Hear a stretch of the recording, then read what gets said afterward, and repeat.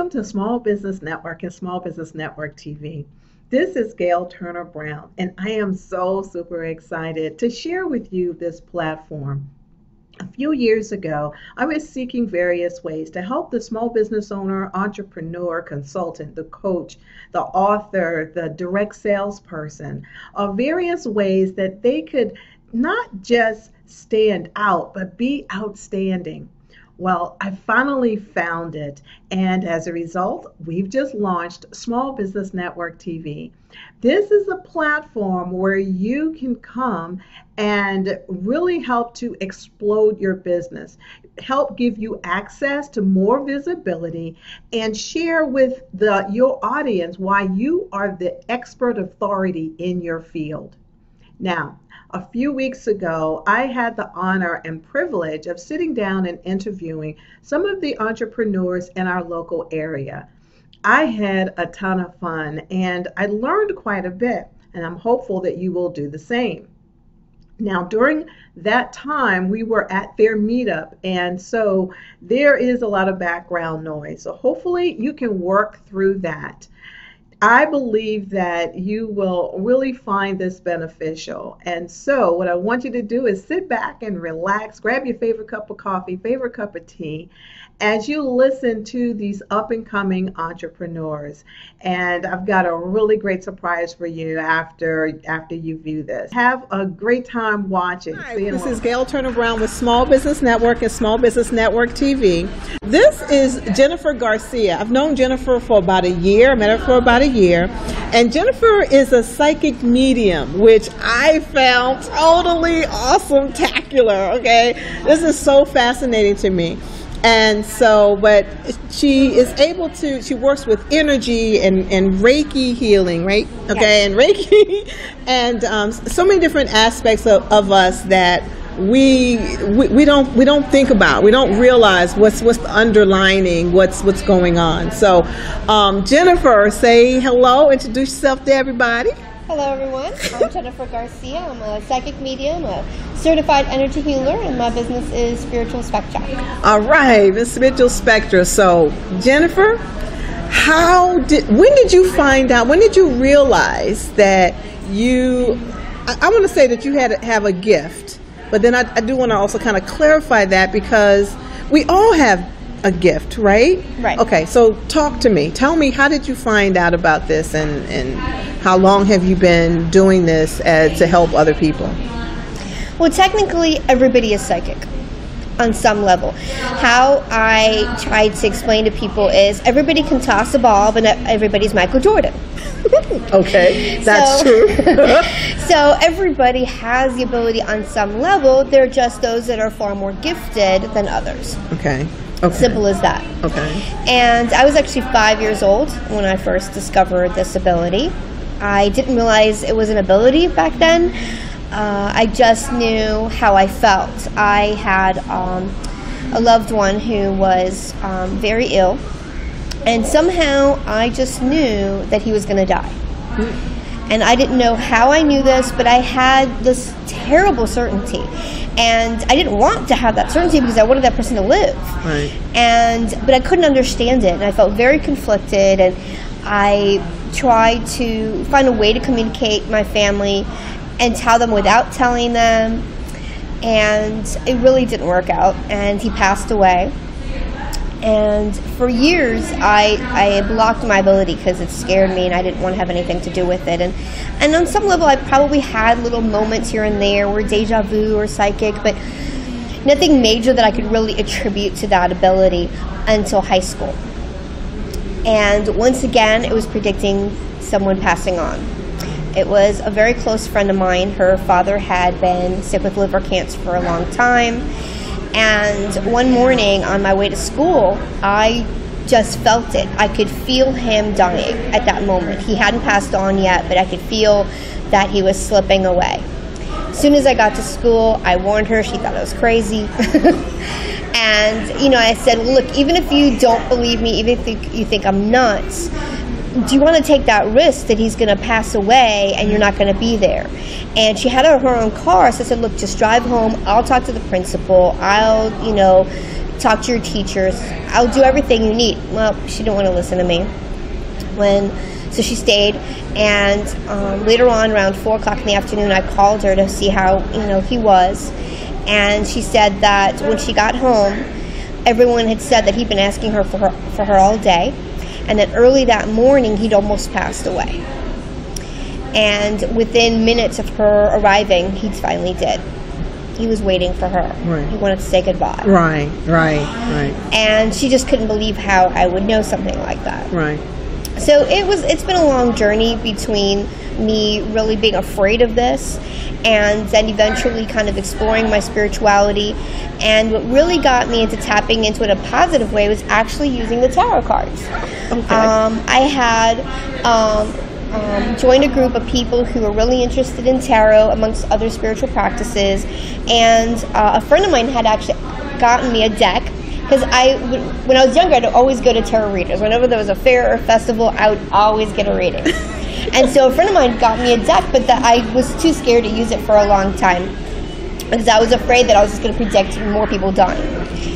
And so I finally got the guts up to use it, and at first the reading didn't make any sense to me, but I wrote down, I took notes, and a month later, it happened. And it wasn't anything bad, it wasn't somebody dying, and I was like, okay, so I can predict something other than just people dying. Yay! Maybe this ability is not a bad thing.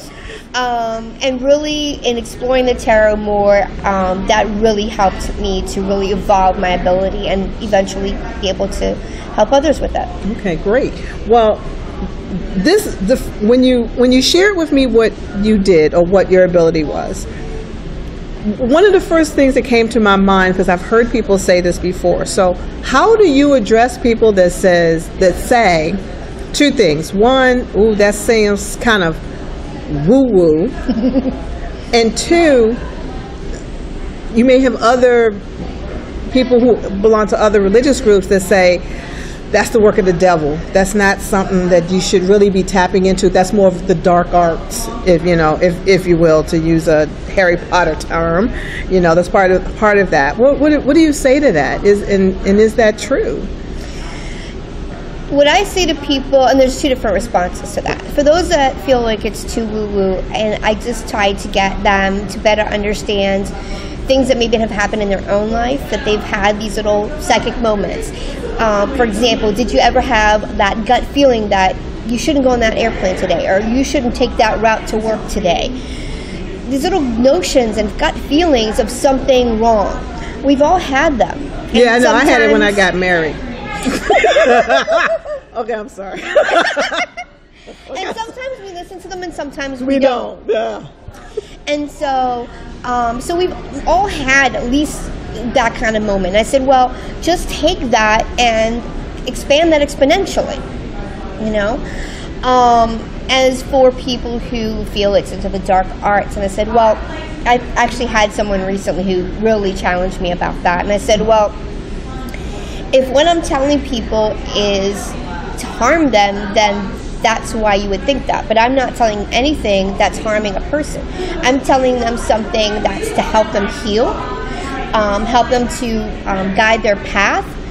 And one of the things that I think we all instinctively know when something isn't right.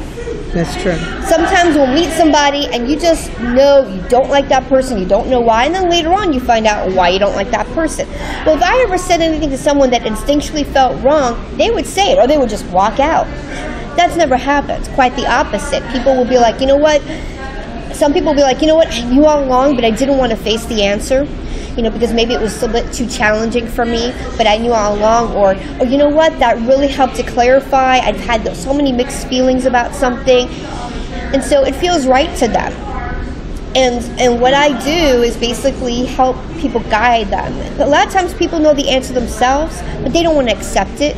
Or they're too muddled and too confused because they have so many different people telling them all these different things. A lot of times family members and friends will give advice and say this and say that, and it's right for them, but it's not right for that person. And so I get to the core of what's right for that person. And when they hear it, they know it. They can sense it, they feel it. And I've also had several clients come back to me later who will say, this happened. You told me this was going to happen, and this is what happened. Right.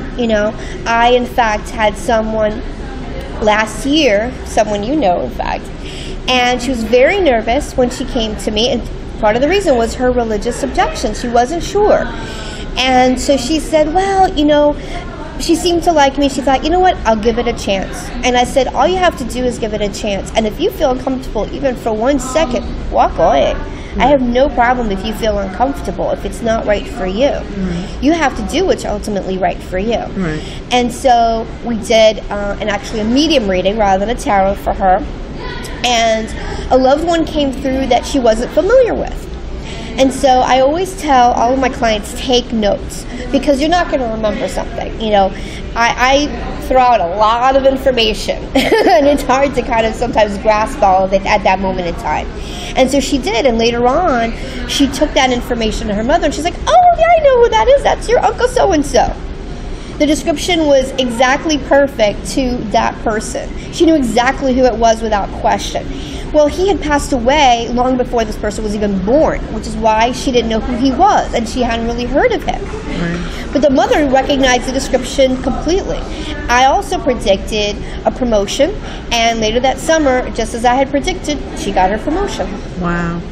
That's okay. That's super awesome. So you talked about you did a medium reading, not the tarot card. Tell me, what's the difference between the medium reading and then the tarot card? To put it simply, a psychic reading using the tarot is predicting the future, whereas a medium reading is speaking to loved ones who passed on. Okay. So, and sometimes I mix the two depending on what the needs are of the client. Okay. How can a card predict the future and you got to work with me on this one, because I don't understand. I don't understand. So the cards are merely a tool. Okay. The cards in and of itself do nothing. The cards amount to clarification. Okay. I'll give you, for example, we'll read a book, right? And it's all in writing. But nowadays, we're drawn more to images, aren't we? On the web. We'll look at images more so than writing. Yes. Images speak to us. Images draw to us. They say an image is worth 1,000 words. Right. So that's all it is a tool. The ability is there, and images will come to me, information will come to me. It's just a tool to connect and to help to clarify that information. Think about a computer. You download a bunch of information. It's hard sometimes to sort all that information out. That's true. So what cards does is basically it kind of sorts that information out in a way that's easier for me to be able to convey it to the person. So I don't get all of this download of information and then I spew it out to the person. They're like, oh, I'm overwhelmed. If I can do it more systematically, it's a lot easier for the person to understand. Got it. No one ever. I mean, I'm used to seeing the mediums, and they will pull out a card and they say, "This is the Jack of Diamonds. That means death is gonna come to you." That's what I don't forget. Carmen Jones. That's what they said. You're gonna die, girl. You're gonna die. And so, well, that's actually a myth, though. The death card isn't just about physical death. Yes, it can predict that, but it basically means an ending of something. So it could be the ending of a marriage, for example. Okay? It could be the ending of a career. So death is really just the ending of something. That's like, it's okay, not no always, one has ever explained it like that. It's not always a physical death. It can be. Right. But I would say 9 times out of 10 it's not. Wow. Okay. And so it's really nothing to be feared, because sometimes, as much as you might think that a career ending or a marriage ending is a horrible thing, it's certainly painful, but if it's a bad marriage, then in the end, you're going to be happier. Right. If it's a career where you are miserable and you hate your boss, well, there might be something better out there for you. Right. So it's not something to be feared. It's basically, it's ending of something and a transition to something new. Wow. Okay.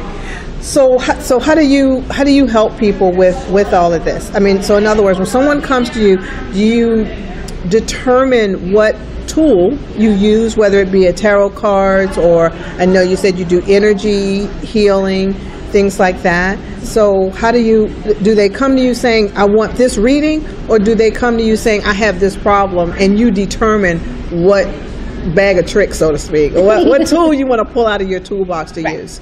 Both. There's some people who specifically say, I want a tarot reading. Some people who specifically say, I want a medium reading or an energy healing.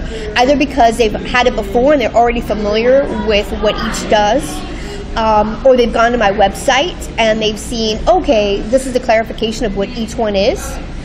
And then there are some who aren't sure. I've had some people say, well, I'm not really sure what I want.